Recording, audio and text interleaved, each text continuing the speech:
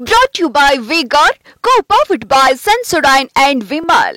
ಬಾಯಲ್ಲಿ ಹೇಳಿ ಕೇಸರಿ. Associate sponsor Ultratech Cement. Co-sponsored by Saptagiri NPS University. Petrol diesel ದರ ಏರಿಕೆಯ ಕಿಚ್ಚು ಇವತ್ತು ಕೂಡ ಧಗಧಗಿಸಿದೆ. ಕಾಂಗ್ರೆಸ್ ಸರ್ಕಾರದ ವಿರುದ್ಧ ಬಿಜೆಪಿ ಬೀದಿಗಿಳಿದು ಪ್ರತಿಭಟನೆ ನಡೆಸಿದೆ. ಎತ್ತಿನ ಬಂಡಿಯಲ್ಲಿ ಮೆರವಣಿಗೆ, ಕಾರು ಬೈಕ್ ಎಳೆದು ಸರ್ಕಾರದ ನಡೆಯನ್ನು ತೀವ್ರವಾಗಿ ಖಂಡಿಸಿವೆ. ಯಾವ್ಯಾವ ಜಿಲ್ಲೆಯಲ್ಲಿ ಹೇಗೆಲ್ಲ ಪ್ರತಿಭಟನೆ ನಡೀತು ಅನ್ನೋದರ ರಿಪೋರ್ಟ್ ಇಲ್ಲಿದೆ ನೋಡಿ.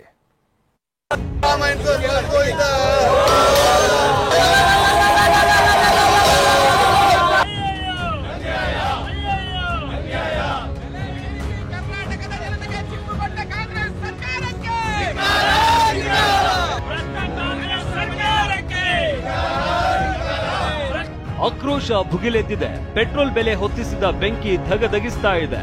ಚುನಾವಣೆ ಬಳಿಕ ತೈಲ ಬೆಲೆ ಹೆಚ್ಚಿಸಿದ ಸರ್ಕಾರದ ನಡೆಗೆ ಕೇಸರಿ ಪಾಳಿಯ ಕೆಂಡವಾಗಿದೆ. ಹೌದು, ರಾಜ್ಯ ಸರ್ಕಾರ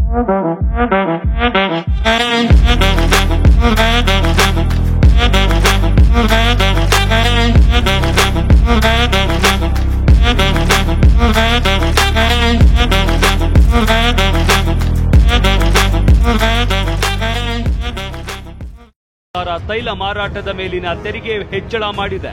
ಲೋಕಸಭೆ ಚುನಾವಣೆಯ ಫಲಿತಾಂಶದ ಬೆನ್ನಲ್ಲೇ ಸರ್ಕಾರ ಈ ನಿರ್ಧಾರ ತೆಗೆದುಕೊಂಡಿದ್ದು ಬಿಜೆಪಿ ನಾಯಕರ ಕಣ್ಣು ಕೆಂಪಗಾಗುವಂತೆ ಮಾಡಿದೆ. ಸರ್ಕಾರದ ಈ ನಡೆಗೆ ಆಕ್ರೋಶ ಹೊರಹಾಕಿರುವ ಕೇಸರಿ ಕಲಿಗಳು ಇವತ್ತು ರಾಜ್ಯಾದ್ಯಂತ ಬೀದಿಗಿಳಿದು ಪ್ರತಿಭಟನೆ ನಡೆಸಿದ್ದಾರೆ. ಎತ್ತಿನ ಬಂಡಿಯಲ್ಲಿ ಮೆರವಣಿಗೆ, ಅಣಕು ಶವಯಾತ್ರೆ. ಬೆಂಗಳೂರಿನ ಫ್ರೀಡಂ ಪಾರ್ಕ್ನಲ್ಲಿ ಬಿಜೆಪಿ ಪ್ರತಿಭಟನೆ. ಇನ್ನು ಬೆಂಗಳೂರಿನ ಫ್ರೀಡಂ ಪಾರ್ಕ್ನಲ್ಲಿ ಬಿಜೆಪಿ ನಾಯಕರು ಪ್ರತಿಭಟನೆ ನಡೆಸಿದ್ದಾರೆ. ಇದಕ್ಕೂ ಮುನ್ನ ವಿಪಕ್ಷ ನಾಯಕ ಆರ್ ಅಶೋಕ್ ಎತ್ತಿನ ಬಂಡಿಯಲ್ಲಿ ಮೆರವಣಿಗೆ ನಡೆಸಿದ್ರು. ಸರ್ಕಾರ ನಿಗದಿ ಮಾಡಿರುವ ದರಕ್ಕೆ ವಾಹನಗಳನ್ನ ಬಳಸೋಕೆ ಆಗಲ್ಲ ಎಂಬ ಸಂದೇಶ ಸಾರಿದ್ರು. ಇನ್ನು ಬಿಜೆಪಿ ರಾಜ್ಯಾಧ್ಯಕ್ಷ ವಿಜಯೇಂದ್ರ ನೇತೃತ್ವದಲ್ಲಿ ಕೇಸರಿ ಕಲಿಗಳು ಹೋರಾಟ ನಡೆಸಿದ್ರೆ ಇದೇ ಫ್ರೀಡಂ ಪಾರ್ಕ್ನಲ್ಲಿ ಅಣಕು ಶವಯಾತ್ರೆಯನ್ನೂ ಮಾಡಲಾಯಿತು.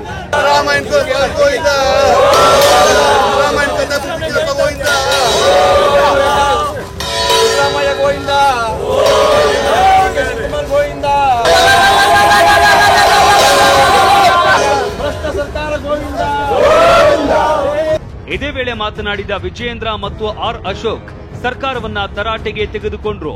ಸಿಎಂ ಸಿದ್ದರಾಮಯ್ಯಗೆ ನಾಚಿಕೆ ಆಗಬೇಕು ಅಂತ ವಾಗ್ದಾಳಿ ನಡೆಸಿದ್ರು. ಬರುವಂತ ದಿವಸಗಳಲ್ಲಿ ಜನರು ಬದುಕೋದು ಕಷ್ಟ ಆಗುತ್ತೆ ಅನ್ನುವಂತ ವಿಷಯ ಗೊತ್ತಿದ್ರು ಸಹ ಈ ರೀತಿ ಒಂದು ತೀರ್ಮಾನಕ್ಕೆ ಬಂದಿರುವಂತ ಅಕ್ಷಮ್ಯ ಅಪರಾಧ.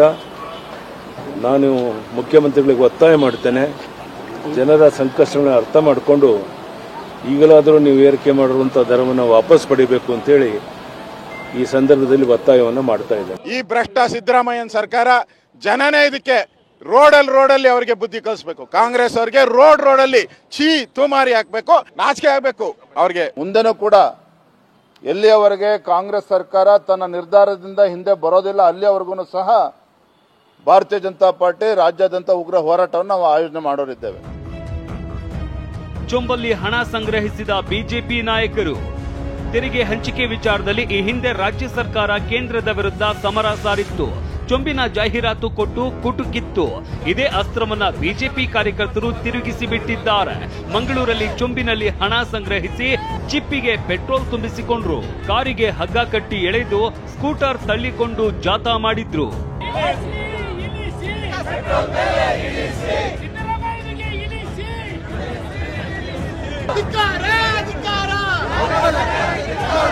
ಇತ್ತ ಮಂಡ್ಯದಲ್ಲೂ ಕೂಡ ಕೈಯಲ್ಲಿ ಕತ್ತರಿ ಹಿಡಿದು ಬಿಗ್ ಪಾಕೆಟ್ ಸರ್ಕಾರ ಅಂತ ಆಕ್ರೋಶ ಹೊರಹಾಕಿದ್ದಾರೆ.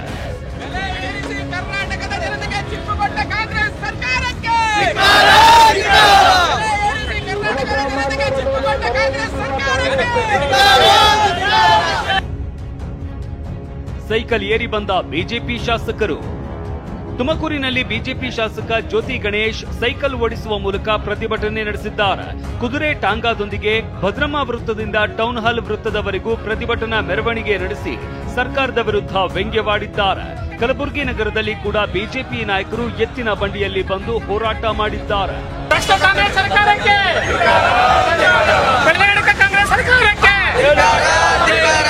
ಅದೇನೇ ಇರಲಿ, ಗ್ರಾಹಕರು ಮಾತ್ರ ಹೆಚ್ಚು ಬೆಲೆ ಕೊಟ್ಟು ಪೆಟ್ರೋಲ್ ಡೀಸೆಲ್ ಹಾಕಿಸಿಕೊಳ್ಳುವುದು ಇನ್ನೂ ತಪ್ಪಿಲ್ಲ.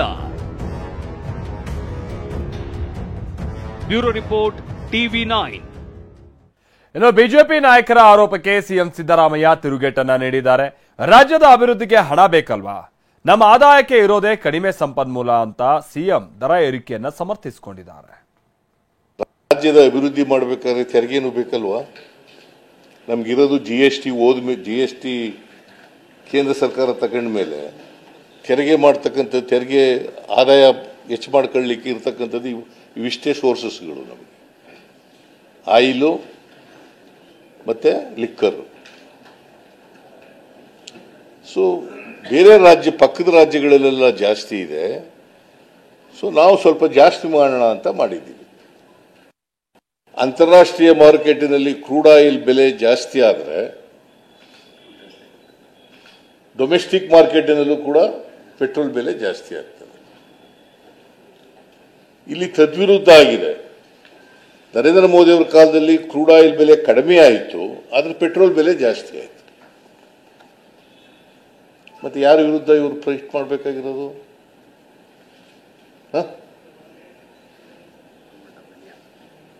ಯಾರ ವಿರುದ್ಧ ಫೈಟ್ ಮಾಡ್ಬೇಕ್ರಿ? 23.50 ಪೈಸೆ ಜಾಸ್ತಿ ಆಯ್ತು ಪೆಟ್ರೋಲ್ಗೆ, 23 ರೂಪಾಯಿ 50 ಪೈಸೆ ಜಾಸ್ತಿ ಆಯ್ತು. ಆಗ ಮಾತಾಡಲಿಲ್ಲ. 27 ರೂಪಾಯಿ ಡೀಸೆಲ್ ಜಾಸ್ತಿ ಆದಾಗ ಮಾತಾಡಲಿಲ್ಲ. Brought to you by V-Guard, co-powered by Sensodyne and Vimal. ಬಾಯಲ್ಲಿ ಹೇಳಿ ಕೇಸರಿ. Associate sponsor Ultratech Cement. Co-sponsored by Saptagiri NPS University.